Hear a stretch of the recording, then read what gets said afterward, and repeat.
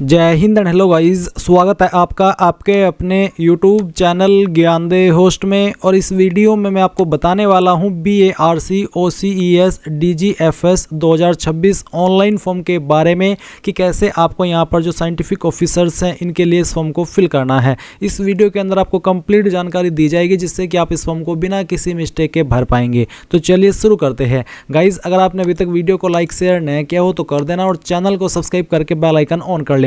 फिर जो लिंक मैंने आपको इस वीडियो के डिस्क्रिप्शन में दिया है आप ओपन करेंगे, आपको जानने को मिलेगा इस भर्ती के बारे में, जहां पर आपको एज लिमिट जानने को मिलेगी, फीस की इन्फॉर्मेशन देखने को मिलेगी। फॉर्म आप लोग 22 दिसंबर 2025 से लेकर के 21 जनवरी 2026 तक भर पाएंगे। इसमें यहाँ पर OCES DGFS डिसिप्लिन कौन कौन से है और उस पर अप्लाई करने के लिए क्या क्वालिफिकेशन चाहिए और साथ ही साथ गेट सब्जेक्ट पेपर कोड यानी कि क्या गेट स्कोर चाहिए या फिर गेट का कौन सा सब्जेक्ट चाहिए इसमें फुल्ली एलिजिबल होने के लिए, ये भी आपको बताया गया है। फिर यहाँ पर आपको सैलरी की इन्फॉर्मेशन डिटेल में दी गई है और सिलेक्शन प्रोसेस भी दिया गया है। अब ये सब जानकारी चेक करने के बाद में अगर आप इसमें अप्लाई करने के लिए एलिजिबल है और आप ये फॉर्म भरना चाहते हैं तो आप यहाँ पर नीचे की तरफ स्क्रॉल करके इंपॉर्टेंट लिंक के सेक्शन से अप्लाई ऑनलाइन लिंक ओपन करेंगे, आपके सामने वेबसाइट आ जाएगी। गाइज ये जो वेबसाइट है ये सही से कंप्यूटर और लैपटॉप के अंदर ही वर्क करेगी। अगर आप इस वेबसाइट को मोबाइल से ओपन कर रहे हैं तो ये पोर्ट्रेट मोड में तो बिल्कुल भी ओपन नहीं होगी। आपको अपने फॉर्म को लैंडस्केप मोड में चलाना होगा, यानी कि जैसे कि आप मोबाइल के अंदर कोई वीडियो या फिर कोई गेम खेलते हैं, आपको तिरछा करके मोबाइल को चलाना है और फिर इस वेबसाइट को ओपन करना है। साथ ही साथ आपको वेबसाइट को डेस्कटॉप मोड में कन्वर्ट कर लेना है। देन गाइज आपके सामने ये वेबसाइट मोबाइल से भी ओपन हो जाएगी, बट मोबाइल में ऑप्शन सही तरीके से नहीं आते, इसलिए यहाँ पर आपको इन्होंने पहले सजेस्ट कर दिया है कि आप इस वेबसाइट को कंप्यूटर और लैपटॉप के अंदर ओपन करें। अब यहाँ पर आने के बाद में सबसे पहले आपको click here for new registration, इसके ऊपर क्लिक करना है। इसके ऊपर क्लिक करने के बाद कुछ ऐसा इंटरफेस आ जाएगा। तो सबसे पहले आपको यहाँ पर सॉल्यूशन सेलेक्ट कर लेना है, मिस्टर, MS, MRS या फिर MX, जो भी है आपका सॉल्यूशन वो आप सेलेक्ट कर लीजिए। फिर आप किस पर अप्लाई करना चाहते हैं, OCS के डिसिप्लिन, तो आपको यहाँ पर आपका डिसिप्लिन सेलेक्ट कर लेना है। उसके बाद आप यहाँ पर देखेंगे इसमें आपको बोला है कि क्वालिफाइंग डिग्री, तो क्वालिफाइंग डिग्री यहाँ पर विकल्प में अभी ऑप्शन एक्टिव नहीं हो रहा है। यहाँ पर नोट करके बोला है कि please choose the OCS DGFS discipline carefully as it can not be edited after the submission of preliminary registration, you must refer to table A. यानी कि आपको ध्यानपूर्वक यहाँ पर डिटेल्स को सिलेक्ट करना है, क्योंकि एक बार आपने यहाँ पर इसको सिलेक्ट कर लिया तो फॉर्म आप बाद में एडिट नहीं कर पाएंगे। इसके बाद गाइज आप यहाँ पर क्वालिफाइंग डिग्री देखेंगे, जो भी डिसिप्लिन आप OCS का सेलेक्ट कर रहे हैं उस पर अप्लाई करने के लिए जो क्वालिफिकेशन चाहिए वो आपको यहाँ पर विकल्प में देखने को मिल जाएगी। तो इनमें से जो भी आपके पास क्वालिफिकेशन है वही आपको यहाँ पर सेलेक्ट करनी होगी। देन आप यहाँ पर आपका जो फर्स्ट नेम है वो एंटर करेंगे 10th के सर्टिफिकेट के अकॉर्डिंग अंग्रेजी के बड़े अक्षर में। फिर उसको दोबारा डाल करके वेरीफाई करेंगे, अपना मिडिल नेम डालेंगे एंड देन यहाँ पर जो आपका लास्ट नेम है वो भी आप यहाँ पर फिल कर देंगे। अगर मिडिल नेम नहीं है, लास्ट नेम नहीं है तो आप इनको खाली भी छोड़ सकते, कोई इशू नहीं होगा। इसके बाद आप यहाँ पर आपका मोबाइल नंबर डालेंगे 10 डिजिट का, उसको दोबारा डाल करके वेरीफाई करेंगे। अल्टरनेटिव मोबाइल नंबर के अंदर कोई अन्य नंबर आप देना चाहते तो आप उसको दे सकते हैं, नहीं तो आप चाहे तो इस ऑप्शन को खाली छोड़ सकते हैं। फिर आप आपकी ईमेल आईडी डालेंगे और उसको दोबारा डाल करके वेरीफाई कर देंगे। देन आप ये सिक्योरिटी कोड डालेंगे और यहाँ से सबमिट के ऊपर क्लिक करके, सबमिट के ऊपर क्लिक करने के बाद यहाँ पर आपके सामने इस तरह का इंटरफेस आएगा। आपको इसमें क्या करना है, सेंड OTP, इसके ऊपर क्लिक करना है। इसके ऊपर क्लिक करने के बाद में आपके नंबर के ऊपर OTP सेंड किया जाएगा और ये OTP आपको यहाँ पर डाल देना है। जो भी OTP आपको आपके नंबर पर रिसीव हो रहा है वो आपको यहाँ पर फिल करना है और फिर वेरीफाई OTP, इसके ऊपर क्लिक करने के बाद आपको OTP वेरीफाई हो जाएगा। बट यहाँ पर गाइज मुझे अभी भी कैप्चा कोड फिल करने को बोला जा रहा है, तो चलिए मैं इसको फिल करता हूँ और फिर वेरीफाई OTP इसके ऊपर क्लिक करता हूँ। तो आप देख लीजिए OTP वेरीफाई हो चुका है। अब आप यहाँ पर अगेन ये जो सिक्योरिटी कोड है वो डालेंगे। इसमें कुछ ज़्यादा ही सिक्योरिटी पर्पज़ के रूप से आपसे सिक्योरिटी कोड फिल करवाए जा रहे हैं। चलिए हम इसको फिल कर देते हैं। ये फिल करने के बाद आप यहाँ पर इसके ऊपर क्लिक करने के बाद आप क्लिक फॉर ईमेल वेरिफिकेशन के ऊपर क्लिक करेंगे एंड देन सेम वे में आपको आपकी ईमेल के ऊपर एक वेरिफिकेशन लिंक सेंड किया गया होगा। आपको आपकी ईमेल चेक करनी है, जो भी आपकी ईमेल है आप उसको चेक कीजिए। उसके ऊपर आपको एक ईमेल मिल जाएगी। इस ईमेल में आपको देखने को मिलेगा एप्लीकेशन फॉर OCS DGFS 2026 और इसमें आपको यहाँ पर एक पासवर्ड भी देखने को मिल जाएगा। साथ ही नीचे की तरफ आपको एक और ईमेल मिलेगी, इसमें बोला है please click here to verify your email. आपको क्लिक हियर के ऊपर क्लिक करना होगा और फिर इस लिंक को ओपन करने के बाद में जो आपकी ईमेल है वो वेरीफाई हो जाएगी। और इसके बाद में आपके सामने सेम इंटरफेस आएगा जैसे कि आप देख सकते हो, और यहाँ पर लिखा गया है कि थैंक यू ईमेल वेरीफाइड। अब आप ये अगेन कैप्चा कोड डालिए और उसके बाद में प्रोसीड इसके ऊपर क्लिक करके यहाँ से ओके कर दीजिए। इसके बाद जैसे ही आपकी ईमेल वेरीफाई और नंबर वेरीफाई हो जाए तो आपके सामने इस तरह का इंटरफेस आएगा। अब आप यहाँ पर जो सिक्योरिटी कोड है वो एंटर कीजिए, और ये एंटर करने के बाद में आप देखेंगे यहाँ पर आपको प्रोसीड के ऊपर क्लिक करना है। प्रोसीड पर क्लिक करने के बाद आपके सामने कुछ ऐसा इंटरफेस आ चुका है। अब आप देखेंगे आपसे पूछा कि how did you come to know about BARC OCS DGFS 2026 program, यानी कि इस BARC DGFS के बारे में आपने कहाँ से जाना। आपको यहाँ पर कोई भी एक माध्यम सेलेक्ट कर लेना है, print media, advertisement, social media, college, notice board, friends, colleague, या फिर BARC DAE outreach visit to your institutions. तो बेसिकली कोई भी एक रीजन आप यहाँ पर सेलेक्ट कर लीजिए। उसके बाद में यहाँ पर do you possess the essential qualification requirement, ई क्या हुआ, यानी कि एसेंशियल क्वालिफिकेशन रिक्वायरमेंट। तो अगर आपके पास है तो आप यहाँ पर यस करेंगे, क्योंकि बेसिकली यस करेंगे तो ही आप इसमें एलिजिबल है और तभी आप इस फॉर्म को आगे फिल कर पाएंगे। इसके बाद आप आपका जेंडर सेलेक्ट कर लेंगे। देन पूछा आपकी कैटेगरी, तो जो भी आपकी कास्ट कैटेगरी है वो आप सेलेक्ट कर लेंगे, जैसे कि जनरल या फिर OBC non creamy layer, age relaxation 3 year. OBC non creamy layer को 3 साल का रिलैक्सेशन मिलता है, यानी कि छूट मिलती है। एंड गाइज अगर इसमें आपको आगे चल करके कास्ट सर्टिफिकेट की जानकारी देनी पड़ी तो जो आपका कास्ट सर्टिफिकेट है वो सेंट्रल का बना होना चाहिए, क्योंकि ये जो भर्ती है वो सेंट्रल गवर्नमेंट के अंतर्गत आती है। इसके बाद SC या फिर ST जो भी है वो आप यहाँ पर सिलेक्ट कर लेना। फिर आएगा आर यू फिजिकली चैलेंज्ड, यानी कि क्या आप दिव्यांग है, विकलांग है, अगर हाँ तो यस, नहीं तो आप नो कर देंगे। इसके बाद पूछे कि whether you need to scribe if extent of disability is more than और इक्वल टू 40%, यानी कि क्या आप विकलांग है और आपकी विकलांगता 40% या उससे ज़्यादा है और आपको लिखने में प्रॉब्लम है और उसके लिए आपको स्क्राइब चाहिए। अगर आप ऐसे हैं तो आप यहाँ पर इसका आंसर यस नो में करेंगे, और अगर आपके सामने ऑप्शन एक्टिव है, एक्टिव नहीं है तो आप इसको इग्नोर कर दीजिए। फिर पूछे are you dependents of defence personnel killed in action, यानी कि DOD PKIA exemption in application fee, यानी कि अगर आप जो डिफेंस के अंदर काम करते थे पर्सनल, आप उनके डिपेंडेंट हैं, आश्रित हैं, उनके बच्चे हैं, तो आपको इसमें यस करना होगा और उनको छूट भी मिलेगी फीस में, उनको कोई फीस देने की आवश्यकता नहीं पड़ेगी। तो आपको इसमें आपका स्टेटस यस नो करके बता देना है।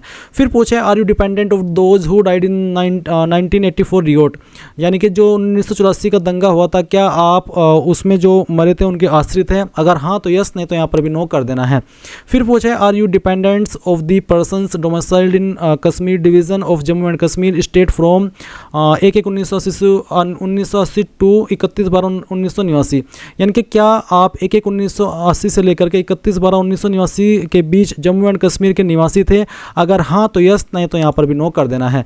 फिर पूछा है whether you want to avail the application fee exemption, यानी कि जो SC ST को छूट मिलती है फीस के अंदर, क्या आप उसको लेना चाहते हैं, तो आप यहाँ पर यस कर दीजिए। अगर आपने नो कर दिया तो फिर चाहे आपकी कैटेगरी SC ST ही क्यों ना हो, आपको छूट जो फीस है उसके अंदर नहीं मिलेगी। तो आप यहाँ पर यस कीजिए और फिर बताइए आपको यहाँ पर किसके तहत छूट चाहिए, SC ST या फिर DOP KIA, तो इसको आप सेलेक्ट कर लीजिए। इसके बाद यहाँ पर पूछा है certificate to specify the category या फिर DOP KIA नंबर, बेसिकली आपको यहाँ पर आपका जो कास्ट सर्टिफिकेट है उसका नंबर देना है। उसके बाद आप यहाँ पर देखेंगे आधार कार्ड नंबर विदाउट स्पेस, आपको आधार कार्ड का नंबर देना है। फिर डेट ऑफ बर्थ आपकी क्या है वो आपको यहाँ पर सेलेक्ट कर लेनी है, पहले डे, फिर आपका मंथ और जो भी आपका ईयर है वो भी आपको यहाँ पर सिलेक्ट कर लेना है। उसके बाद देखेंगे पेरेंट नेम, यानी कि आप यहाँ पर आपके माता का भी नाम दे सकते हो, आपके पिता का भी, आपके भाई का भी, आपकी बहन का भी, क्योंकि पेरेंट में सभी आ जाते हैं, बट मैं आपको यहाँ पर सजेस्ट कर रहा हूँ तो आप यहाँ पर आपके जो फादर है उनका नाम एंटर कर देना। उसके बाद कोरस्पोंडेंस एड्रेस, यानी कि प्रेजेंट एड्रेस, तो जो भी प्रेजेंट एड्रेस है वो आप यहाँ पर लाइन 1 और 2 के अंदर लिख देंगे। आपको एड्रेस लिखते समय कोई स्पेशल कैरेक्टर का इस्तेमाल नहीं करना है, जैसे कि कोमा, इन्वर्टेड कोमा या फिर एंड, तो इन स्लैश, इनमें से किसी भी आइकन का इस्तेमाल आपको नहीं करना, नहीं तो एरर आता रहेगा और आप आगे नहीं बढ़ पाएंगे। फिर जो आपकी सिटी डिस्ट्रिक्ट है वो आपको यहाँ पर एंटर कर देनी है, एंड देन जो आपकी स्टेट है वो आपको सेलेक्ट कर लेनी है, और फिर आपका जो भी पिन कोड है वो भी आपको यहाँ पर डाल देना है। पेरेंट्स कॉन्टैक्ट नंबर, जिसका भी आपने पेरेंट में नाम दिया उसका कॉन्टैक्ट नंबर आप यहाँ पर डाल दीजिए। फिर है परमानेंट एड्रेस और एक लाइन है same as address for correspondence, यानी कि अगर आपका प्रेजेंट एड्रेस और परमानेंट एड्रेस सेम है तो आप इस लाइन को टिक कर देंगे। फिर आपने जो एड्रेस ऊपर भरा है वो आपको नीचे दोबारा भरने की आवश्यकता नहीं पड़ेगी। अब यहाँ पर क्योंकि आपने कैटेगरी SC ST सेलेक्ट किया तो आपके सामने फीस का अमाउंट नीला आएगा, बट अगर आपकी कैटेगरी जनरल OBC है तो आपको यहाँ पर जो फीस है वो देखने को मिलेगी। आप इस डिक्लेरेशन के ऊपर टिक करेंगे और सेव एंड नेक्स्ट के ऊपर क्लिक करेंगे। अब आपके सामने यहाँ पर क्वालिफिकेशन की जानकारी आ चुकी है। तो यहाँ पर है प्री क्वालिफाइंग एजुकेशन। तो इसमें सबसे पहले आपको 10वीं की इन्फॉर्मेशन देनी है। 10वीं आपने किस बोर्ड से की है वो स्टेट आपको यहाँ पर सेलेक्ट करनी है। बेसिकली आपको आपकी स्टेट बोर्ड सेलेक्ट कर लेनी है या फिर अपनी स्टेट जहाँ से आपने पास की है। उसके बाद name of the board, university और इंस्टीट्यूट। तो आपको यहाँ पर आपके बोर्ड का नाम एंटर कर देना, चाहे वो यूपी बोर्ड है, सीबीएसई बोर्ड है, आईसीएसई बोर्ड है या फिर किसी अन्य स्टेट का बोर्ड है। उसके बाद डेट ऑफ पासिंग या फिर एक्सपेक्टेड डेट ऑफ पासिंग, यानी कि कब आपने पास कर ली थी, वो डेट और ईयर आपको यहाँ पर सिलेक्ट कर लेना है, जैसे कि मैं आपको यहाँ पर सेलेक्ट करके दिखा रहा हूँ। फिर यहाँ पर देखेंगे एग्रीगेट मार्क्स इन परसेंटेज या फिर सीजीपीए, आपके नंबर किसके अंदर है, परसेंटेज या सीजीपीए। अगर सीजीपीए है तो सीजीपीए वाला ऑप्शन सेलेक्ट करेंगे, अगर परसेंटेज तो परसेंटेज वाला आप ऑप्शन सेलेक्ट कर लेंगे। फिर यहाँ पर है परसेंटेज ऑफ मार्क्स या फिर सीजीपीए, जो कि इसके ऑन द स्केल ऑफ 10 और इक्विवेलेंट, उसके स्केल पर आपको डालनी होगी। तो मैंने परसेंटेज सेलेक्ट किया, मैं यहाँ पर अपनी परसेंटेज फिल कर देता हूँ। अब आप सेम वे में आपकी 12वीं की इन्फॉर्मेशन भरेंगे। 12वीं का जो स्टेट है जहाँ से आपने किया वो सेलेक्ट करेंगे। फिर आपके जो बोर्ड का नेम है 12वीं के वो आप यहाँ पर एंटर कर देंगे। एंड देन यहाँ पर आपका जो महीना है और फिर जो आपका साल है वो भी आपको सेलेक्ट कर लेना है। उसके बाद आपके नंबर किसके अंदर है वो सेलेक्ट करना है और फिर यहाँ पर आपकी जो परसेंटेज है वो भी डाल देना है। नीचे आता है क्वालिफाइंग एजुकेशन, वो क्वालिफिकेशन जिससे आप इस पोस्ट पर या इस डिसिप्लिन पर अप्लाई करने के लिए एलिजिबल हो रहे हैं। तो आपको यहाँ पर सेलेक्ट कर लेना इनमें से जो भी क्वालिफिकेशन आपके पास है। उसके बाद यहाँ पर आपकी स्टेट सेलेक्ट करनी है जहाँ से आपने की है, और फिर यहाँ पर आपका नेम ऑफ बोर्ड, इंस्टीट्यूट, अगर आपकी इंस्टीट्यूट यहाँ पर है तो अच्छी बात है, इनमें सेलेक्ट कर लेंगे, नहीं तो अदर्स के ऊपर क्लिक करके खुद से अपने इंस्टीट्यूट का नाम फिल कर देंगे। देन यहाँ पर आपको बताना कि कब आपने इसको पास किया था या फिर कब तक आप इसको पास कर लेंगे, वो ईयर आपको यहाँ पर सिलेक्ट करना है। उसके बाद आपके नंबर किसके अंदर है वो सेलेक्ट करेंगे और आपके नंबर कितने आए हैं वो भी आप यहाँ पर डाल देंगे। फिर आता है वर्क एक्सपीरियंस। तो आपसे पूछा है कि are you currently working with central और स्टेट गवर्नमेंट और their units, PSUs, allied institutes. Basically क्या आप अभी करंटली स्टेट गवर्नमेंट के अंदर या सेंट्रल गवर्नमेंट के अंदर काम कर रहे हैं, अगर कर रहे हैं तो यस, नहीं तो आप नो कर देंगे। उसके बाद आप यहां पर वैलिडेट योर डिटेल्स के ऊपर क्लिक करके जानकारी को वैलिडेट कर देंगे एंड देन फिर आप सेव एंड नेक्स्ट के ऊपर क्लिक करेंगे। अब आपके सामने यहां पर स्क्रीनिंग इन्फॉर्मेशन है। यहां पर कुछ सवाल है, बेसिकली नोट करके बोला कि वन और more than one screening option mode can be chosen to maximise the chances of screening to selection interview, यानी कि ये आप एक से ज़्यादा जो ऑप्शन है वो सिलेक्ट कर सकते हैं। तो यहाँ पर पूछा है कि ऑनलाइन टेस्ट में screening option mode online test, तो आप यहाँ पर इसमें यस कर दीजिए अगर आप ऑनलाइन चाहते हैं। और उसके बाद में आपको यहाँ पर जो सिटी ऑफ एग्जामिनेशन चॉइस है वो सिलेक्ट करनी है, किस सिटी में आप देना चाहते हैं वो आप यहाँ पर सेलेक्ट कर लेंगे। पहली चॉइस सेलेक्ट कीजिए, फिर दूसरी, उसके बाद में तीसरी, या आप आपकी चॉइस के अकॉर्डिंग सेलेक्ट कर सकते हैं। Screening option mode GATE score, तो आप यहाँ पर यस कर दीजिए और अगर आप नो करते हैं तो आप वो भी कर सकते हैं। अगर आप यस कर रहे हैं तो फिर आपको यहाँ पर बताना है कि do you have GATE 2024 score, GATE score should be provided out of 1000। क्या आपने गेट 2024 दिया था, अगर हाँ तो यस करेंगे और फिर आपको यहाँ पर गेट कोड सेलेक्ट करना है, रजिस्ट्रेशन नंबर देना है, साथ ही आपका 1000 में से कितने नंबर आए थे वो डालना है। इसी प्रकार से आपसे पूछा कि आपने गेट 2025 दिया था, अगर हाँ तो यस, नहीं तो आप नो करेंगे और फिर उसकी जानकारी भी सेम वे में भरेंगे। अब आप डिक्लेरेशन के नीचे आई एग्री के ऊपर क्लिक करेंगे और सेव एंड नेक्स्ट के ऊपर क्लिक कर देंगे। अब आपके सामने यहाँ पर फोटो, सिग्नेचर एंड जो डॉक्यूमेंट्स है उसका ऑप्शन आ चुका है। तो बेसिकली आप यहाँ पर देख लीजिए जो आपको इंस्ट्रक्शंस दिए गए हैं वो आपको किस तरह से ध्यान में रखने हैं। आपको बोला है photograph size must be 3.5 centimetre into 4.5 centimetre and photo का साइज 20 से 50 KB के बीच में होना चाहिए। सिग्नेचर का साइज 10 से 20 KB एंड जो आपकी सेमेस्टर मार्कशीट है या फिर PWD सर्टिफिकेट है, कास्ट सर्टिफिकेट या फिर वैलिड ID कार्ड है वो फॉर्मेट PDF का होगा और साइज 100 KB से 500 KB के बीच में होना चाहिए। गेट स्कोर कार्ड आपका यहाँ पर JPG और PDF फॉर्मेट में चल जाएगा और साइज 100 से 250 KB के बीच में रहना चाहिए। तो आपने इंस्ट्रक्शंस को देख लिया। अब आप सबसे पहले scan photograph of the candidate, आप यहाँ पर चूज फाइल के ऊपर क्लिक करेंगे और जहाँ पर आपकी फोटो फाइल है वो सेलेक्ट कर लेंगे। मैं फॉर्म डेमो के लिए भरा हूँ तो मैं एक रैंडम फाइल सेलेक्ट करता हूँ और यहाँ से ओपन कर लेता हूँ। इसके बाद में आपकी फाइल यहाँ पर इस तरह से अपलोड हो जाएगी। अगर अपलोडिंग होने में थोड़ा सा वक्त ले तो थोड़ा आपको वेट कर लेना है क्योंकि वेबसाइट का सर्वर इसका थोड़ा डाउन ही चल रहा है जब से मैं इस फॉर्म को भर रहा हूँ। उसके बाद आप सेम वे में आपका सिग्नेचर अपलोड करेंगे। मैं आपको बता दूं कि जब आप फोटो और सिग्नेचर अपलोड करें तो उसमें जो यहाँ पर आपको इसमें प्रीफर्ड डायमेंशन दिया है ये चाहे कम ज़्यादा भी हो जाए तब भी कोई इशू नहीं होगा, बट जो साइज है वो आपका फोटो का 20 से 50 KB और सिग्नेचर का 10 से 20 KB के बीच में रहना चाहिए, नहीं तो अपलोड नहीं हो पाएगा।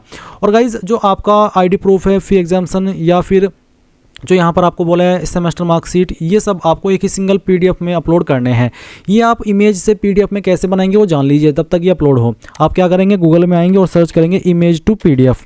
ये वाली वेबसाइट जब आप सर्च कर लेंगे तो पहले वाली वेबसाइट आएगी आई लव पीडीएफ, तो आपको इसको ओपन कर लेना है। फिर सेलेक्ट जेपीजी इमेजेस, इसके ऊपर क्लिक करना है। एंड देन गाइज जो भी आपका मान लीजिए कास्ट सर्टिफिकेट है वो, फिर आपकी जो सेमेस्टर मार्कशीट है वो, या फिर आपका सर्टिफिकेट है वो सभी फाइल आपको यहाँ पर एक ही बार में सिलेक्ट कर लेनी है। जैसे कि मैं डेमो के लिए इन सभी फाइल को सिलेक्ट कर रहा हूँ, फिर ओपन कर रहा हूँ। उसके बाद आप कन्वर्ट टू पीडीएफ के ऊपर क्लिक करेंगे तो ये फाइल आपकी सिंगल पीडीएफ के अंदर बन जाएगी। अब क्या होगा कि इसका साइज ज़्यादा हो सकता है, क्योंकि इसमें जो आपकी लिमिट रखी है साइज की वो रखी है 500 KB, बट तो आप इसको कम कैसे करेंगे। जब आपकी ये फाइल एक बार पीडीएफ में बन जाए तो आपको गूगल के अंदर आना है और सर्च करना है डिक्रीज पीडीएफ साइज। तो आप डिक्रीज पीडीएफ साइज सर्च करेंगे, पहले वाली वेबसाइट ही आएगी, इसको ओपन कर लेंगे। अगेन सिलेक्ट पीडीएफ फाइल के ऊपर क्लिक करेंगे और जो पीडीएफ फाइल अभी आपने बनाई है जो कि ज़्यादा साइज में बन गई है, आप उस फाइल को सिलेक्ट करेंगे एंड उसको सिलेक्ट करके आप यहाँ से कम साइज़ के अंदर बना लेंगे, यानी कि 500 KB से नीचे, तभी वो अपलोड हो पाएगी। तो इस तरह से आप यहाँ पर तीनों चीज़ें अपलोड करेंगे, सिक्योरिटी कोड डालेंगे और सेव एंड नेक्स्ट कर देंगे। अब आपने जो भी इन्फॉर्मेशन अभी तक भरी है शुरू से लेकर, उसका प्रीव्यू आपके सामने है। आप एक एक करके इन्फॉर्मेशन को चेक करेंगे क्योंकि बाद में एडिट का ऑप्शन नहीं मिलेगा।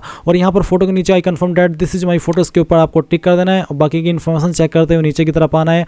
आई agree to all above points statements, इसके ऊपर क्लिक करेंगे। एंड देन सिग्नेचर पर भी आपको I confirm that this is my signature, इसके ऊपर टिक करना है और फाइनल सबमिट के ऊपर क्लिक करके ओके कर देना है। अब इसके ऊपर क्लिक करने के बाद जो कैंडिडेट इस फॉर्म को जनरल ओबीसी से भर रहे हैं उनको पहले पेमेंट के पेज पर ट्रांसफर किया जाएगा। जब वो अपनी एप्लीकेशन फीस जमा कर देंगे तो ही वो अपने फॉर्म का फाइनल प्रिंट आउट ले पाएंगे। पर क्योंकि SC/ST के लिए कोई फीस नहीं है, इसलिए इनके सामने यहाँ पर डायरेक्टली प्रिंट लेने का ऑप्शन आ चुका है, यानी कि इनका फॉर्म फाइनल सबमिट हो चुका है। अब आप प्रिंट एप्लीकेशन के ऊपर क्लिक कीजिए और अगर आपके पास प्रिंटर न हो तो आप इसको PDF के रूप में सेव कर लें और बाद में प्रिंट करा लीजिएगा। इस तरह से गाइज आप लोग BARC OCES DGFS 2026 online form भर पाएंगे। आई होप ये प्रोसेस आपको पसंद आया होगा। So thanks for watching. जय हिंद।